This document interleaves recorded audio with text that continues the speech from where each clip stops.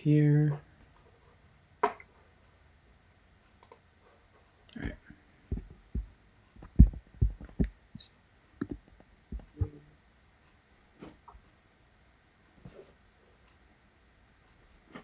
All right. I think we are live. Yep. Yeah, we're live. Let us know in the comments if you can hear us, guys. RJ seems to be the first one. Or ours trains Corey is the first one here. So. Let us know in the comments if you. Yep. Hello, everybody. All right. We'll wait a couple minutes for everyone to join, and then we'll go ahead and get started. Video and audio good, according to Cross-Anchored Railroads. How's everybody doing tonight? All right. Everyone says the audio and video is good. Perfect.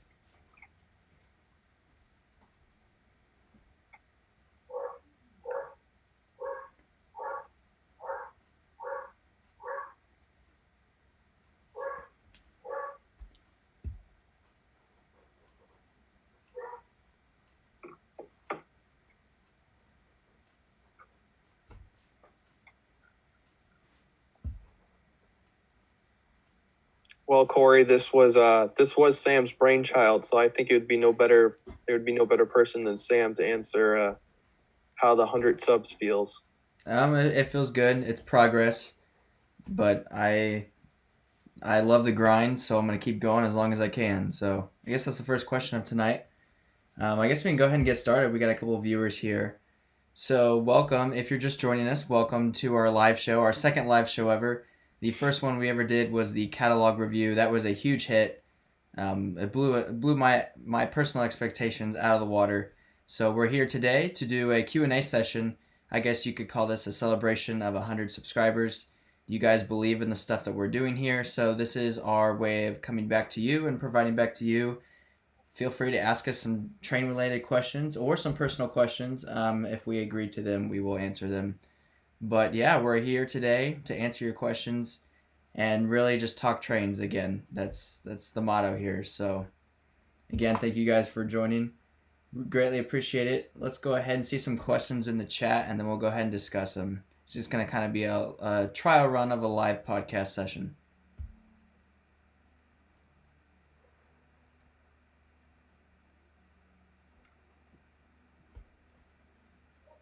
So I'll get it started. What's that chassis locomotive behind you, Sam? Right here in the yard, the little siding here. Mm-hmm. This is a U36C chassis system locomotive.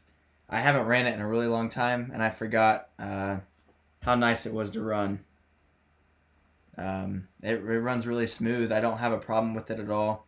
There's not sometimes the track and sometimes the track pieces can be more dirty than others, and so but it just runs really smooth across all the rails.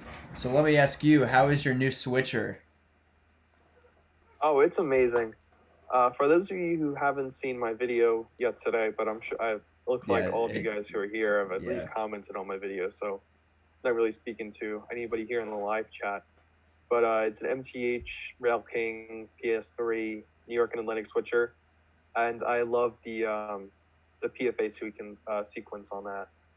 With the New York accents, they got the New York. Yeah, that was cool. Engineers. I like that. That was a nice touch. And the whole sequence is about 2 minutes, and I checked my other MTH Rail King PFA sequences, and they're only about 45 seconds each in those, so it's more than double the amount of crew talk dialogue that they included in that, which is amazing. Yeah. But as I said in the video, and I didn't really elaborate on it, is that they were made in MTH is already sold out of it, and I can't find any dealers that still have it in stock. Maybe one or two, because it's a short line railroad. It's made in extremely small quantities, basically just how many were pre-ordered. Yeah. And very luckily, I was able to pre-order one while the MTH still had a couple laying around. But yeah, fantastic locomotive. Yeah, I like the crew talk, especially with the accent. It's a really nice touch. And in the video, you even talked about where it came from, which was also pretty cool. And I wrote this on the in the comment section of the video. But yesterday morning, I was out rail fanning, Well, I wasn't rail fading. I was on my way to the grocery store, and I got stopped at the railroad tracks. But I actually saw that locomotive in person. That's cool. Yeah. So, like, same road number and everything. So I took a video of it, and I have a video of that alongside the model that I'm going to put up on my channel in a few months. So awesome. Good stuff. All right. We do have a couple questions.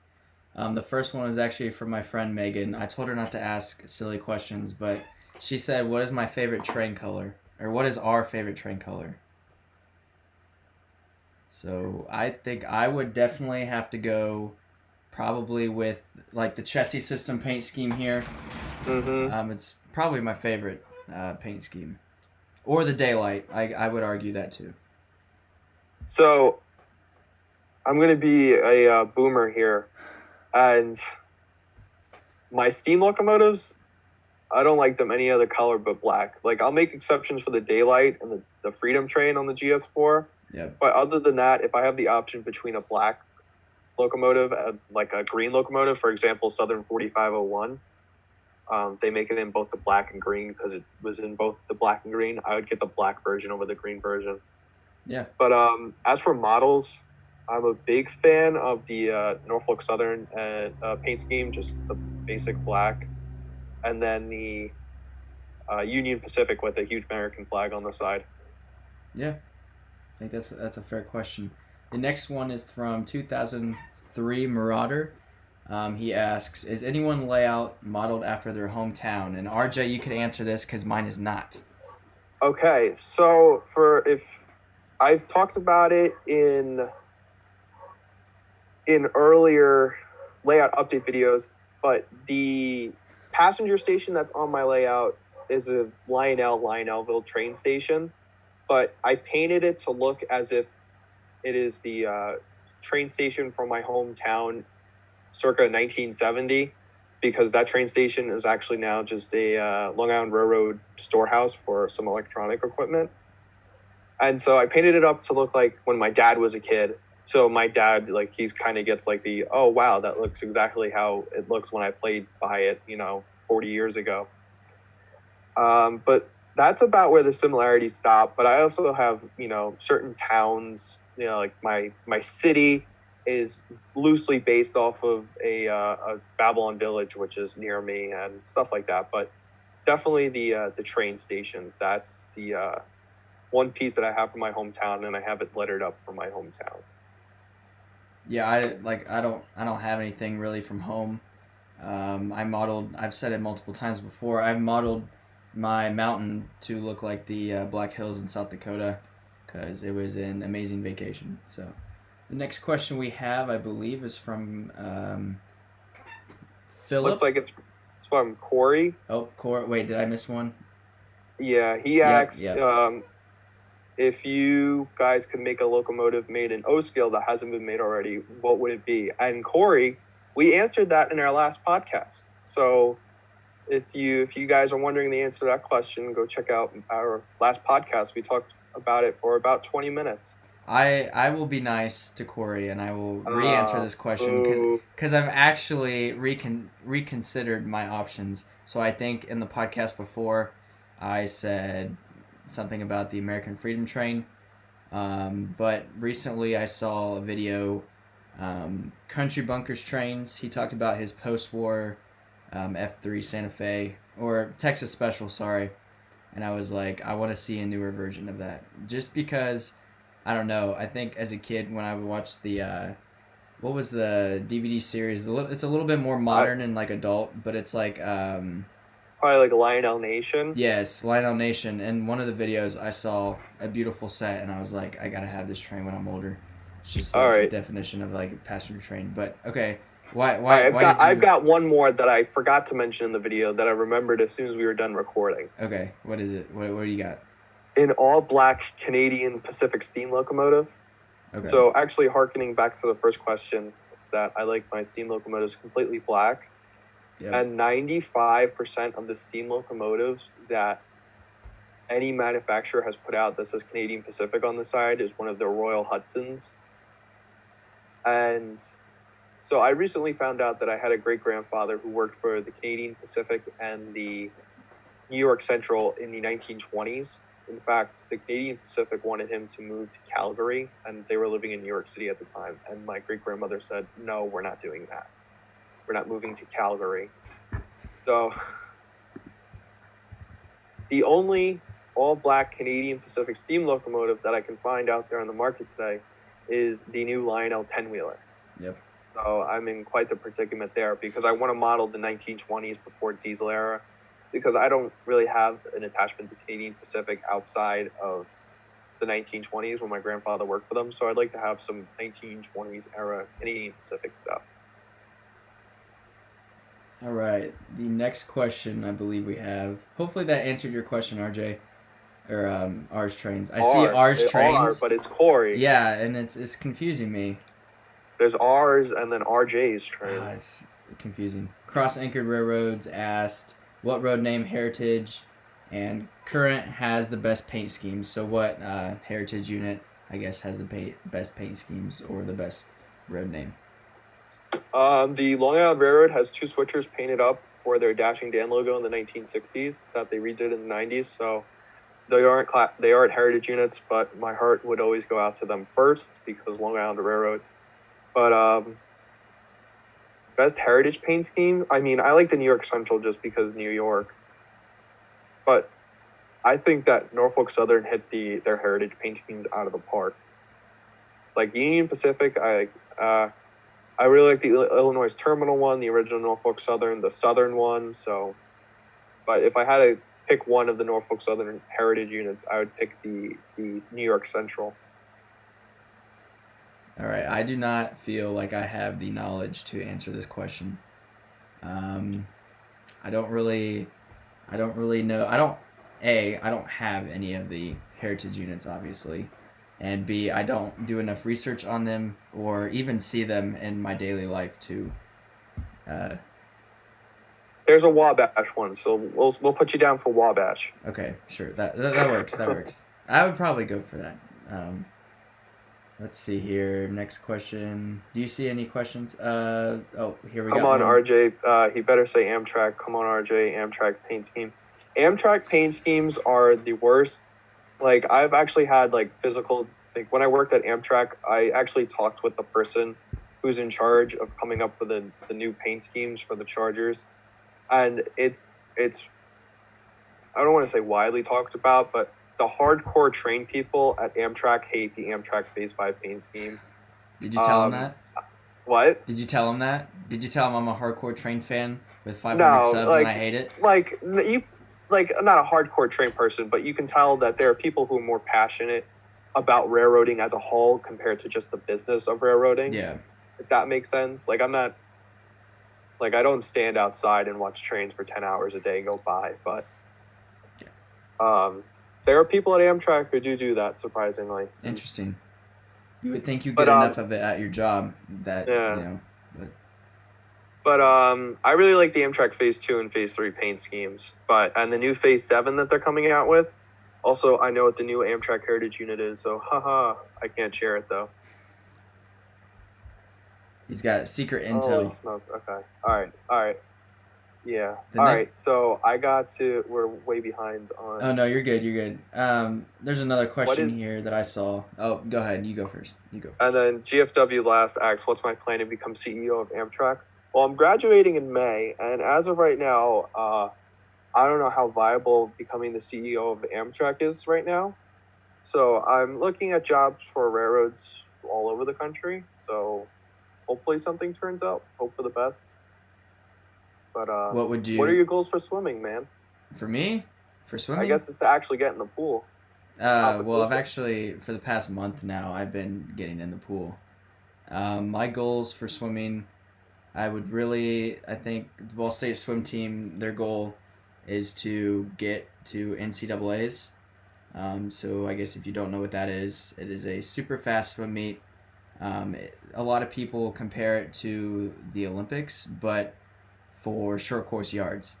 So there's a lot of this could go really long. I'm gonna try to shorten as much as possible, but basically swim seasons, there's 3 different types of pools. There's 50-meter long course pool, which is what you see at the Olympics. There's 25-meter pool, and there's 25 yards. And NCAA's is in 25 yards. So a lot of people compare it to the fastest meet at a 25-yard pool. There's people dropping insane times, breaking world records. Look up if you want to see, if you're interested, look up Caleb Dressel, 19-second, 50-yard freestyle. I don't know if he went 18 high. I think it was 19. But he was the first one to break 20 seconds in a 50 yards freestyle. But basically, I want to get there in the next 4 years. But we'll see where that goes. I'm just kind of along for the ride. All right, so it looks like our next question is from Philip. Yep. He asked, if money's no object, name one model you'd love to have. For him, it's a PRR S1. So Sam, money no object, what are you buying? That's a hard decision because I like a lot of post-war stuff, but I also want a really detailed engine. Man, this is tough. There's so many good options. But a lot of the options that I'm curious in have been made like a long time ago. I would really like to get either a J-Class set or a Daylight set or a Texas Special set. Or if I was going to go post-war, the Illinois Central F3 or the Wabash F3. So those are there. Okay, let me add in another one. The 765 scale. That's a crazy engine. Go ahead. So I'll give two answers because you know that one of them is going to be a Long Island Railroad answer, and I can't just keep rambling off Long Island Railroad locomotives. So money no object, I'd probably look for a Long Island Railroad G5 made by MTH in their Premier line. They haven't issued it in probably over 10 years, and really want one. It's the iconic Long Island Railroad locomotive. They had over 50 of them. And a non-Long Island Railroad locomotive, I'd probably look at the Vision Line Hudson or the Vision Line Niagara. Go big or go home, right? Yeah, Vision Line, man. Yeah, those are insane models. Those are absolutely astounding. Imagine what so we have Vision Line now. Imagine what it's going to be like in, let's say, 5 years. Let's ask that hypothetical question. People in the comments can go as well. What do you think the model train world will look like in 5 to 10 years? What kind of detail will the trains have? What kind of technology? What are your guys' predictions? Because it's a very, very interesting topic that I think we could really go into. So, if you don't mind me giving my answer. No. As I'm sure our commenters are. And don't worry, we'll get to all of your questions. Yeah, we see them. We're just, sidetracking. We'll do our best. It's a live podcast. So, as much as I want to say the technology is going to improve and the whole 9 yards, I think that we could definitely see a plateau in terms of technology and details because competition drives innovation, and now Lionel, who's competing with them, Atlas, who makes one locomotive a year and a couple of freight cars, and Bachman, who hasn't made anything new in O-scale in 5 years. I mean, as much as I want to say that, all of a sudden we're going to have trains that we can control with our minds in 5 years with the Bill Gates microchip when we get the coronavirus vaccine. But I don't see it moving out of, Bluetooth. Maybe we'll see more whistle steam and swinging bells on the steam locomotives. I would personally really like to see the return to cab number specific crew talk, this is UP 4141 out, but I don't see it improving much more than it has. Maybe we'll see a couple of new Lionel engines because they'll buy MTH Premier tooling and whatnot, but I'm hoping Menards buys out the Rail King line. Yep. See what they can do with that. Here's another question. You were talking about how we're going to plateau. That's your prediction. So could we see another MTH? Because I believe, let me know if I'm wrong, but Mike started MTH because Lionel wasn't doing their job. So could we see another MTH or another player that comes out and be like, well, Lionel has stopped doing their job. There's only one person out there. Could somebody come back up again? Or is the economic climate really hard to do that with, especially now with the virus, or really just everybody trying to get back on their feet right now? Could we see something like that? Is it possible? If MTH had a seller to buy MTH to keep producing MTH, it would have already been sold by now.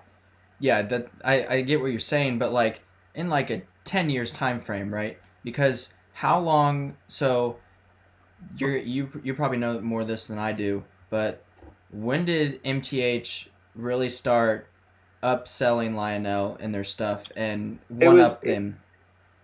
It was I'm sure somebody knows in the comments, but I want to say it was the early 90s. MTH put out Dash 8s, and that was their first locomotive. I want to say 91, 92. Okay. But even before that, I was talking with Sid over at Sid's Trains. Yep. And then in the 80s, there was Right-of-Way Industries, which was in some ways a predecessor to MTH, but nothing from Right-of-Way carried over to MTH. But it was just a guy who felt that Lionel wasn't producing good 3-rail models, and he said that he could do it better himself. And then, as a small startup, what happened was that he ordered the models from Korea. The Korean factory went out of business after they took his money, and so the models never got produced, but he couldn't get his money back. And then he couldn't pay back the people who placed pre-orders on the locomotives. And it was just this whole big catastrophe. And, MTH started as a hobby shop. Mike, who was doing, mail orders out of his parents' basement, he said that I could do this better. And then it ended up costing him the opportunity to keep selling Lionel trains. So, I don't know. It's got to be some really rich person who likes model trains and wants to dedicate all their time. That's why I'm thinking it'll be Menards. Yeah. Cross-anchored railroads stated 93 was the first Dash 8. Mm-hmm. Then Lionel started to commit started to step up their game early 2000s. So the reason I bring that up is because 93 was the first MTH, like, I guess from the way I see it right now, their MVP, their most valuable player, but it's obviously an engine. So what were the competitors in the 1990s? Was it just Lionel? Lionel, Williams by Bachmann. That's it. See but nobody was producing on the scale that Lionel was in the 90s. Or even late 80s, early 90s. Nobody was producing on the scale that Lionel was. Yep. But now there aren't any competitors who are producing at the scale that the number 2 was in the late 80s and early 90s. Okay. Yeah, you make a good point. But I'm just saying, could we see another repeat of somebody like MTH coming out and one-upping? I mean, now... I hope so. We hope so, and like RJ said, he really hopes that Menards really takes over this Rail King line and whatnot. But could we see another company come out and one up Lionel again and really make that economic competitiveness again? Or even with the technology we have now, I think it's a lot more difficult to do that than it was in like 1990s, 1980s. But, I guess, in my opinion, you got to have a lot of money to do that. But we could see it, but I don't know. That's just an interesting point. Cross-anchored railroad says 99, Lionel had 50 million in sales. MTH had 60 million. Wow. Okay. MTH is not gone yet. Lots going on. Let's see what happens. Definitely agree there. Keep our minds open. Keep our minds fresh. Stay hopeful. My next engine is definitely going to be MTH. Sorry, it's hard. I'm sorry. I cut you off again. I'm sorry. No, I was just saying you got to believe. Yeah, you got to believe. So going back to the questions here, Patrick Detweiler asked, what is your favorite heritage unit and favorite place to rail fan? We went over the heritage units. I said New York Central. I was Sam doesn't rail. Sam doesn't rail fan. So I did one time. I went to the gym to work out, and I stopped at the gas station to get chocolate milk because chocolate milk is a great recovery drink. Just to let you guys know. But after I did some hardcore weight session, okay, swimmer gains. I'm just kidding. I pulled into the gas station and there was a railroad track and I heard a train coming. So I took a video. I sent it to RJ and he was like, "Good job, you're a rail fan now. You're rail fanning." I was like, "Yeah, definitely." And for me, when I'm here on Long Island, I like rail fanning at the Babylon train station because you have both the DE30 ACs and all the electrical units coming in and out. And when I'm back down in DC, I like rail fanning at Long Bridge Park in Northern Virginia. You get Amtrak, CSX, and the DC Metro. So and they basically built this entire park along the railroad tracks just for people to rail fan. So it's a really nice place. That's cool. Going back, I guess the engines that I see around me are mainly Norfolk Southern and CSX. Cross-anchored railroads also had it added. Oh, okay. Oh, go ahead. No, I was going to do more questions, but if you I'm just going to say what he said real quick. He said, rumor has it that the employee buyout is looking better from what someone told me last week. And then let's go ahead and look at some more questions. RJ, do you see anything? Yeah, so the next question comes from Philip, and he says, BNSF is coming out with heritage units. What is your favorite BNSF predecessor? And it's right there in the name, Santa Fe. Can't wait to see that war bonnet painted brand new on an engine. BNSF, Burlington Northern, Santa Fe, Great Northern. But I don't think any of them can come near where the Santa Fe ranks. No, I think Santa Fe is super popular. If somebody, got a Lionel train at Christmas in the post-war era, it was probably something Santa Fe related. There's always that really cool picture of the Santa Fe F3 pulling into the station down at, I'm literally just blanking the name. Let me look it up. What's that station called? Hold on. Kansas City Union Station, Chicago Union Station, Los Angeles Union Station. Hold on. Santa Fe. If anyone knows what I'm talking about. All right. Well, you look that up. GFW asked me a question. He said, "What is my number one dream railroad to be the CEO of?" And Long Island. You're gonna rise from the ranks and come back. I wouldn't want to be the president of the Long Island Railroad because it's the number one commuter railroad in the entire country, and so you have millions of people a day commuting on it. And it doesn't matter how good of a job you do, you're only going to be in the job 3 years because they're going to hate you. I would probably want to work for like Norfolk Southern or Union Pacific. Union Pacific because of the history. Norfolk Southern because it's the closest to where I live now, but they're down in Atlanta. But, I was talking about this with one of my Amtrak friends the other day, and the CEO of Amtrak makes $450,000 a year. And the CEO of Norfolk Southern makes over $2 million a year. So there's incentives to go into the private industry. and railroad companies, I guess, yes. Yeah, I think it's the Phoenix Union Station. With the Santa Fe pulling up to the front. I don't know. I've seen it somewhere, but I can't find it right now. And it's none of my worries. So, all right. Do we have any other questions? I saw Philip ask a long time ago, have you ever guys been to Horseshoe Curve? I have, when I was very young. Wow. I haven't. You haven't? Oh, no. I've actually one-upped RJ in something. Wow, I'm just kidding. But yeah, I don't remember how old, but I was very young. There's some pictures up there of me at Stratford, the Pennsylvania Railroad Museum, and Horseshoe Curve. I don't remember much at all.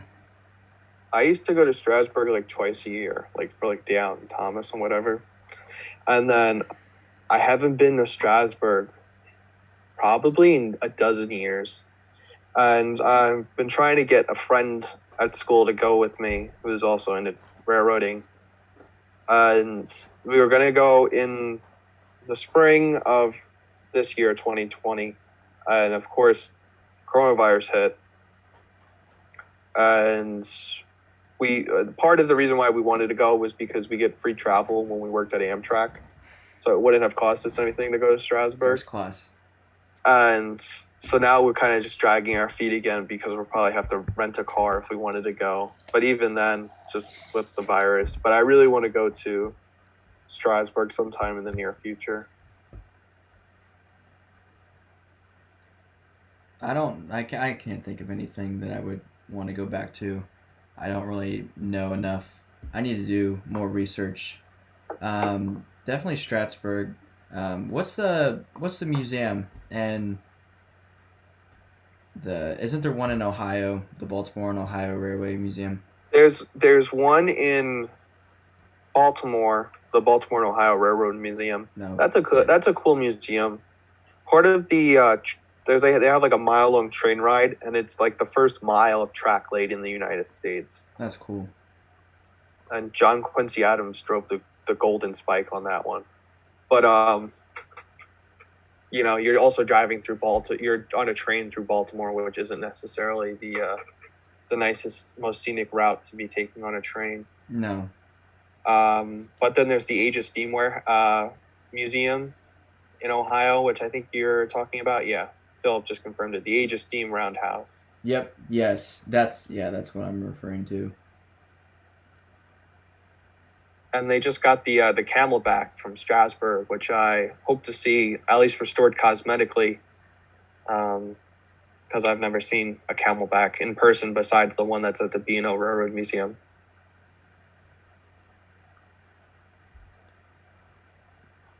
Is anybody in the chat from Southwest? I need to know, or I want to know, how much Santa Fe museum stuff is down there, because I don't know. I'm going into college for history. I would like to be a curator. That's one of the interests, and if I could score a railway museum curator type thing, that'd be pretty cool. I'm sure there is. Some kind of Santa Fe Railway Museum or something. There's got to be something.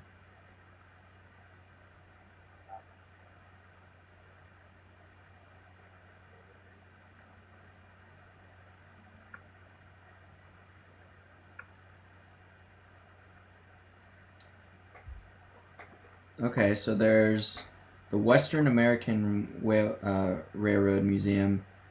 There's the Great Plains Transportation Museum in Kansas. Interesting. And also, now that I think about it, there is a railroad or a line that I would love to go visit, and that is the Alaskan Railway. I love the cold. And Alaska, I don't know if you guys seen the 4th episode of the podcast where I interviewed Max, but he really stressed and talked about that railway. And he says a lot of it is still a lifeline for people out there. Alaska is still the last frontier, so I think it would be really cool to go out there and ride that. So there was a TV show all about the Alaskan Railroad. Yeah. And I remember watching it, but, so in the winter especially, it's the only way for people to get in and out of town and get supplies. Yeah. And, that would be a neat one to go out and visit. I definitely want to... I have the Alaska SD70 Mac that I turned into a non-power unit, but I definitely want to get another Alaska power unit and some passenger cars because it's also a really, really neat paint scheme.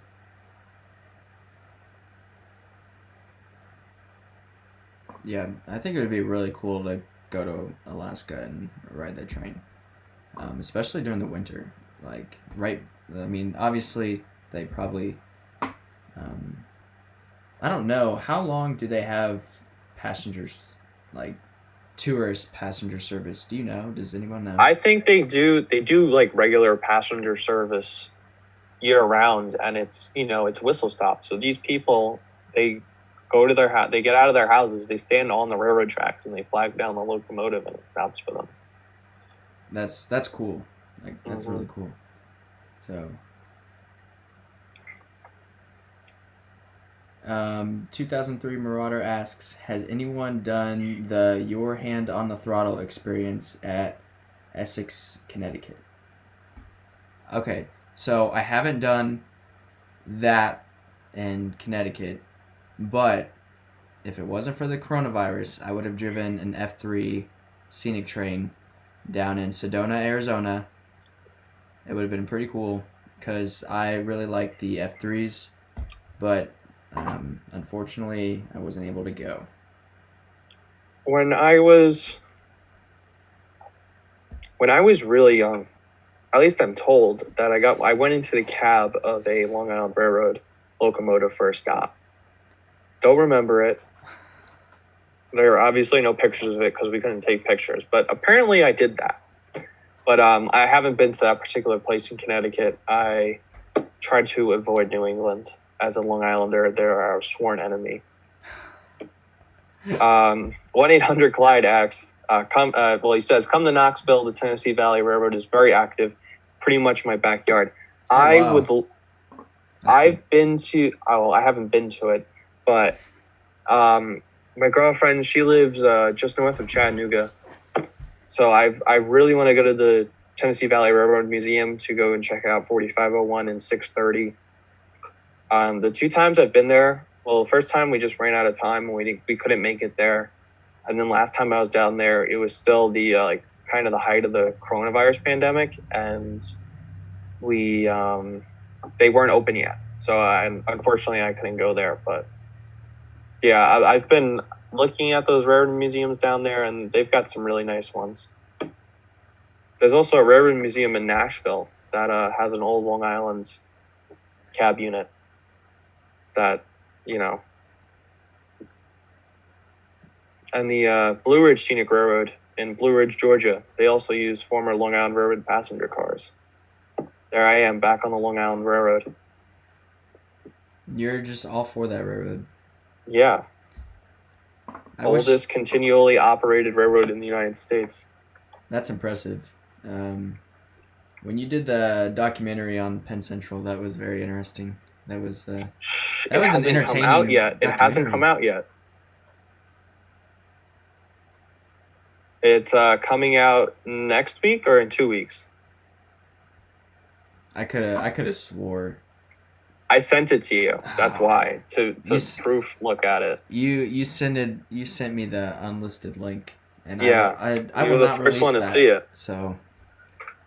Oh, yeah, man. But I have a Penn Central mini documentary coming out on some research and a book that I read about it. So be on lookout for that in a couple weeks. Philip asked if I'm a fan of the D&H. I'm personally not a fan. Oh, I'm not a fan of the D&H, but I'm not a fan of the D&H, if that makes sense. I'm indifferent towards it. He's neutral. Yeah. It's an upstate New York railroad. Shout out to the D&H for technically not giving Conrail monopoly back in the 80s and 90s, because Conrail allowed them to have 1 train a day into Washington, D.C. And I've seen old D&H stations up there in upstate New York, and all that CP track now. But I guess, for the history of New York State, but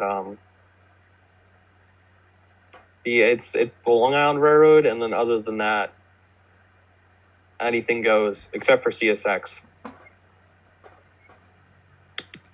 All right, so RJ, let's kind of shift gears here. You recently just hit 500 subscribers, and now you're at what? I hit 550 just before hopping on the podcast. Yeah, I was gonna say, aren't you pretty close to 550? So how's it feel? Tell us the journey along the way. Have you enjoyed the journey? Honestly, it's pretty crazy. I kind of try to follow a script in that Q&A session. So if I said it in the Q&A video, but if I could thank each one of my subscribers personally, then I would. I mean, whenever somebody comments that they've subscribed to me, I always do everything. Like, I always make sure I thank them personally in the comments section. And, you know, it takes a lot of, you know, grinding to build up a following. I mentioned this in the chat of my Q&A video, but I have close to 20 videos filmed that aren't public on my channel yet, so that when I'm down in DC at school, you guys still get to see videos of my layout. And I didn't do the same, so go to RJ. I do have a layout update video coming out, but continue. But I'm incredibly blessed to just have, you know, every time I gain 1 subscriber, it's just as happy as I get when I hit a major milestone. And I would really like to hit 1,000. Not be, you know, obviously at 1,000 you're able to start making money off of YouTube, but with that money that I would make off of YouTube, it's just going to help me produce better videos of better quality and better trains. So any money that I were to make off of YouTube goes directly back into the videos and into the layout. And it's just crazy. Like, I hit 500 on August 1st, and I'm at 50 subscribers on the 14th. Like, I've gained 50 more subscribers, and I just feel ridiculously blessed. And like, I've had people ask me before, like, hey, I'm at, you know, 60, 70, 100 subscribers, and I really want to gain more subscribers. And you know, to those people, I'd say, first, you have to realize what videos get you views and subscribers. And for me, that's my layout updates, my running sessions, and the layout tour videos that I do of like the big club layouts. But you also need to be able to mixture in your own content that's relevant and likable for your average viewer, not necessarily all of your viewers, because I can't film 100 layout update videos for my small 12x8 layout. I can't go and visit 100 different layouts and film layout tour videos. Like, yeah, it's great. I have a video up on YouTube that's closing in on, you know, 20,000 views, but, you know, the rail fanning video that, you know, gets me 100 views, you know, I probably put more work into that video than I did into that original video that gets me 20,000 views. Like, you're not going to be able to hit 1,000 subscribers. You're not going to be able to gain 100 subscribers overnight. You have to grind and build up that initial audience, and it's that initial audience that will help you expand. It's just not you going out and getting 1,000 individual subscribers. I would agree with you on some points. I think for my YouTube channel, I wanted to create something different. Really going on YouTube, and like, I remember filming I don't remember what it was. I think I filmed my first layout update video, and I was like, this is cool, but like, I want to do something different. Or I'd do like a running session video, and I'd be like, okay, that's cool, but I want to do something different. So that's why I kind of started the historical series videos. I like researching about different things. It actually gets me to sit down and do the research. Like, sometimes I'll say, okay, I'm gonna look up, you know, the story behind the turbine, because I don't know anything about it. But this making the video actually makes me sit down and actually do research and actually find out some really cool stuff. I think a lot of stuff today is digitalized and instant, and it's hard for a lot of people, especially people in our generation, to sit down and actually read a book. I definitely struggle with that. I've only read 1 chapter of a book. It's by Stephen A. Ambrose, the historian. He gives his personal viewpoints on different controversial, I guess you could say, areas in history, but I digress. Anyways, basically I wanted to do something new, and so this historical series allowed me to really sit down and research about trains. And I learned, I think the most influential video for me was the TCA Bicentennial Special, because I didn't know a single thing about that thing. Special thanks to Steven for helping me out and helping me do research and stuff like that. But yeah, that was really cool.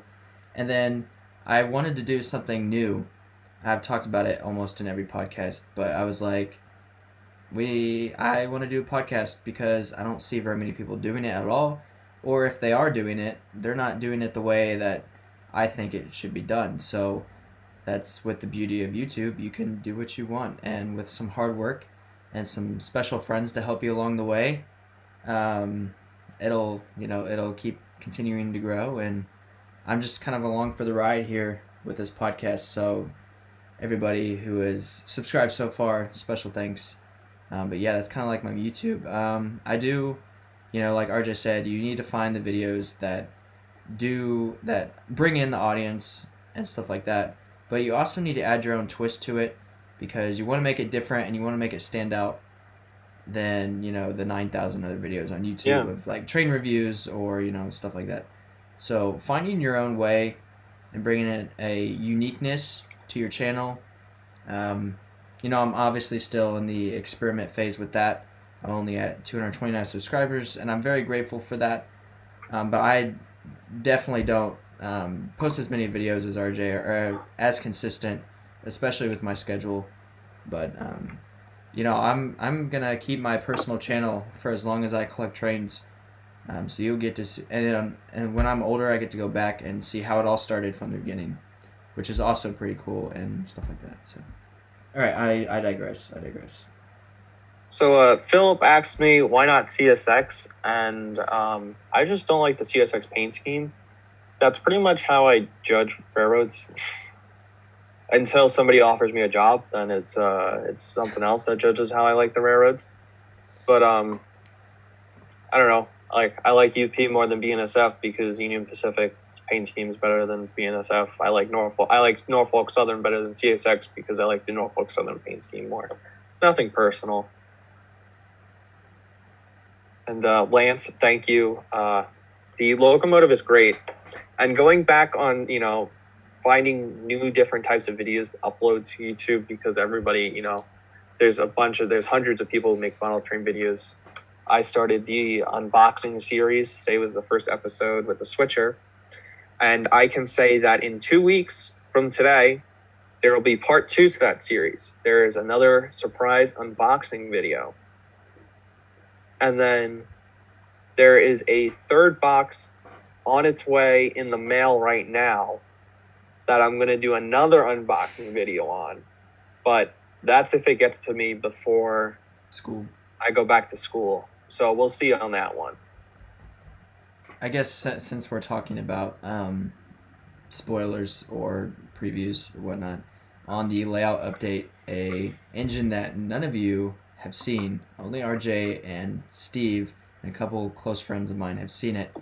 An engine that will be revealed towards the end. I briefly talk about it in the beginning, but yeah, that's that there. And what other? Oh, go ahead.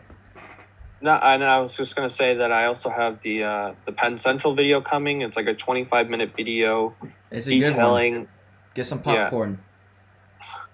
Yeah. It details why Penn Central was created, and a lot of the inside stories about why Penn Central failed that often get glossed over. Like, if you ask most people why Penn Central failed, it's just because it was bleeding money since its inception. But there's a reason why it was able to last for as long as it did, and just the people and their stories behind Penn Central. It's really interesting. It's stuff that railroad people like, history people would like. I definitely learned something. There's a lot of mixture, and then of course I've got some rail fanning videos of some different stuff, and probably my favorite video that I made that's coming out I think early September is that I filmed a vlog. I took the train from my hometown out to Greenport, Long Island, which is the very, very end of Long Island. It was like 3.5 hour train ride. And I documented the Long Island Railroad history along the way. And that one's like a 16 minute video. And I think it's probably one of the best videos that I've ever put together. So also be on the lookout for that one. That's some cool stuff. I can only say that I've started to film the layout update video and the layout tour. But I will still be doing the podcasts here with RJ.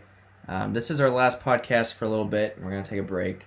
And then once we figure out what's the situation at both of our schools and with the virus and everything, and we have some downtime, we will start podcasts again. So that should be exciting. Can't wait to see what the rest of the year brings for the podcasts. Really hope you guys are enjoying these right now. We got them on Spotify as well, which is really cool. So if you have Spotify, you don't even have to have a premium account. All you have to do is download the app. The thing about Spotify without premium is that you are able to, like, for music, you can only get like 6 skips, and I'm super picky about my music, so I like to use those up pretty fast. But with podcasts, there's not ads, and there's not many ads, and especially with our podcast, since we're not sponsored or anything, we don't have any ads. So it's 30-40 minutes of just straight talking trains. You can listen to it on the way home from work, in the car, when you're working on the layout. I'm bringing model trains to somewhere that hasn't really seen them. Just kind of see how that goes. YouTube right now is killing it with the podcast. We have 100 subs. It's great stuff. Yeah, that's and it's an amazing feat of its own. It definitely is. And something that's also really cool is hold on just a sec. I can't remember when our first podcast was. Our first podcast that I ever uploaded would have been the first one. All right, guys, I'll be back in a minute. That's fine.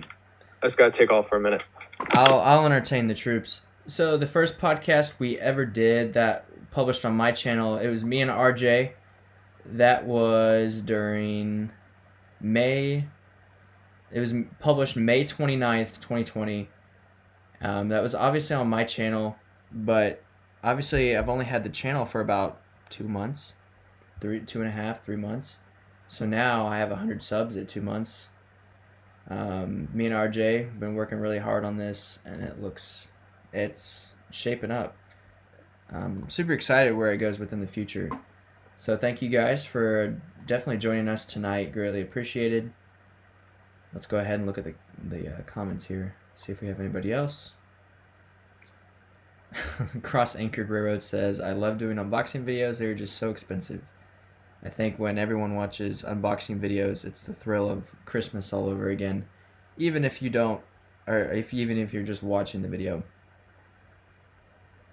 Lance Boyle says, I love RJ's new MTH engine. Yes, that is definitely really cool, especially with the, we talked about this at the beginning, but the accent for the crew talk, that was really cool.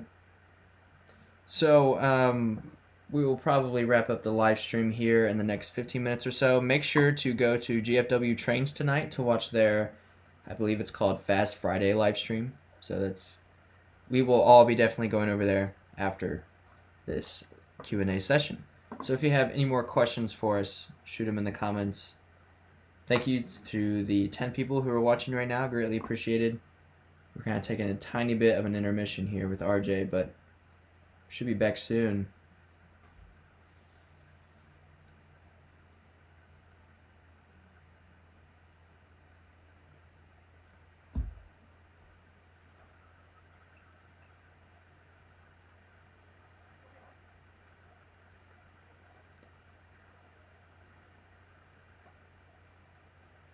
So I guess I can talk about my layout update a little bit, what I've got going on. I just filmed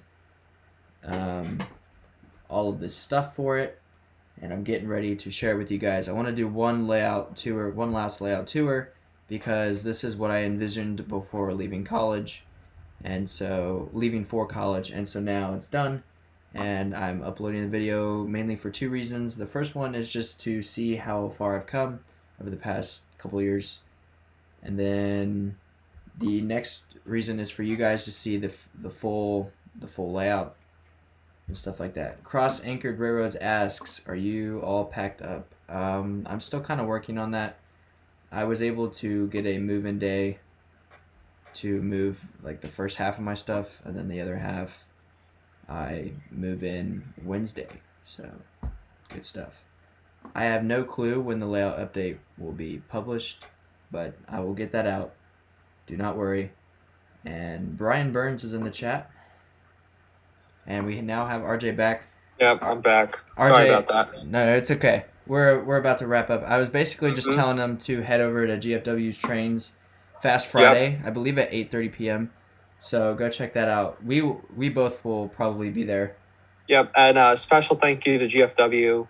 Yeah. They were originally thinking about starting at 7, but they pushed it back an hour and a half so we could get our podcast in. So thank you to GFW. Go over and check out their live stream tonight. And I just thought of one more note to add on to, making a YouTube channel. And that would be, don't be discouraged, that you don't have the most expensive trains when creating a YouTube channel. Because if you look at the O-Gauge railroading, YouTube community as a whole, you look at the 3 most popular channels, Eric's Trains, PGH Train Fanatic, JD Stux, and, Max Railroad. The things that the 4 of them really have in common is that they're purchasing, really expensive locomotives, and they have really nice layouts, and, but then, if you look at my layout, I'm not spending the same amount of money that they're spending on trains, but I'm still able to put together a nice layout and quality videos with personable connections through my videos, and that'll gain you subscribers just as well as having the most expensive trains will. I definitely agree. That's why I created the YouTube channel. Was to, when I first started, I was very discouraged because it's like, oh my gosh. But you gotta like making videos, and you gotta do it more than just for the viewers. You gotta do it for yourself too.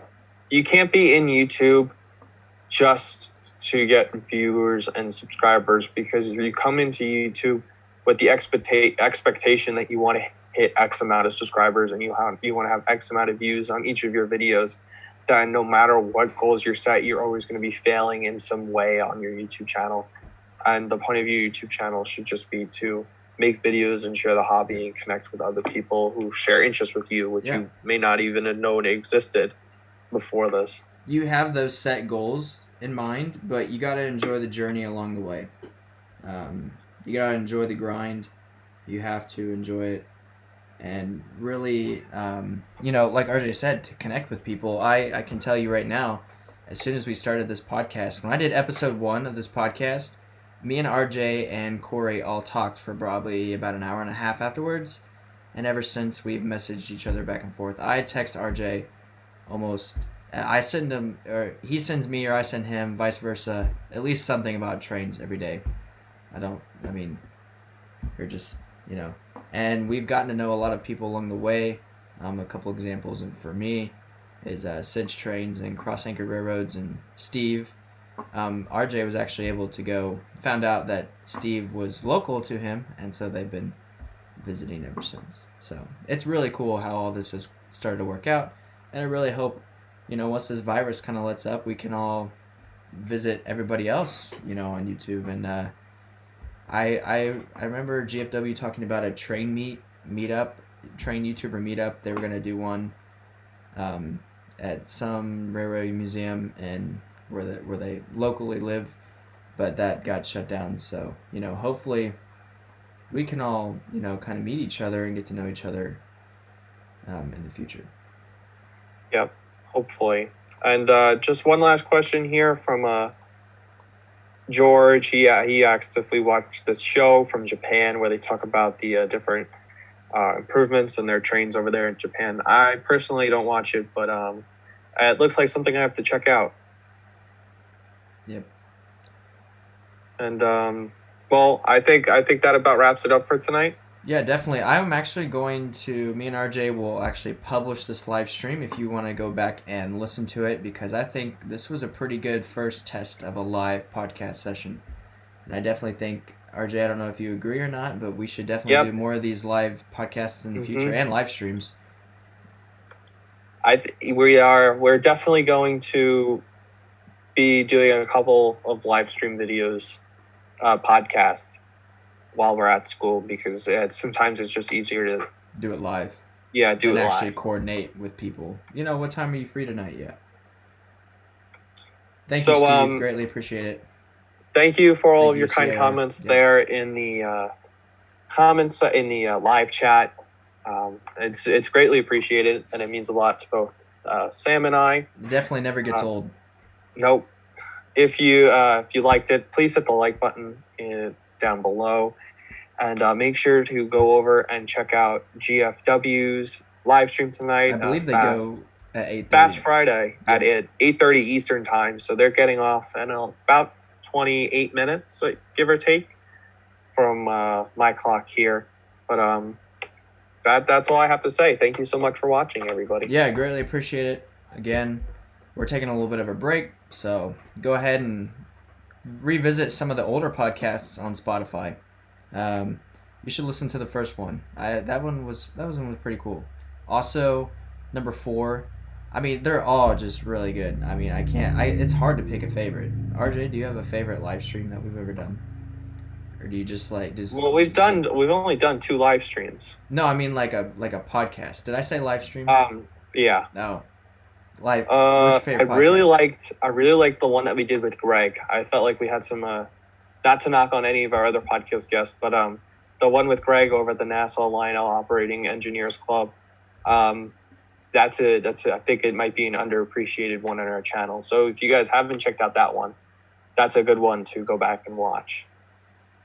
I think my favorite, my top 2 that were again, like I said, I'm very grateful for the guests that we've had. The 2 most influential ones for me, actually, I'm gonna go 3 here. I'm gonna go 2, 4, and 6. Number 2 was with Steve. One of the original goals, and still is with my podcast, is I wanted to capture people's layouts and their stories, and I was able to do that with Steve, which was fascinating. Really cool guy, a lot of history there, especially involved with the layout. Number 4 was with Max. We were talking about the future. I mean, it was just, it was inspiring. Number 6 was also really cool with GFW. We actually talked to those guys. That was pretty cool. I mean, each podcast was just great. So it's definitely hard to pick a favorite one there. Okay, I'm going to add another one, number 10, with Cross-Anchored Railroads. That was a cool layout. We did a video session. We edited in a video session after of a bunch of B-roll shots on the layout. Special thanks to Mike for shooting those and sending them to me. But yeah, it was great. So definitely go check it out. And we'll be back in the fall. So greatly appreciate it, guys. We will see you guys in the next podcast or in our next personal videos. So take care, everyone. Have a wonderful night. Make sure to head over to GFW. Yep. Take care, everybody. If I could end the live stream, that'd be great.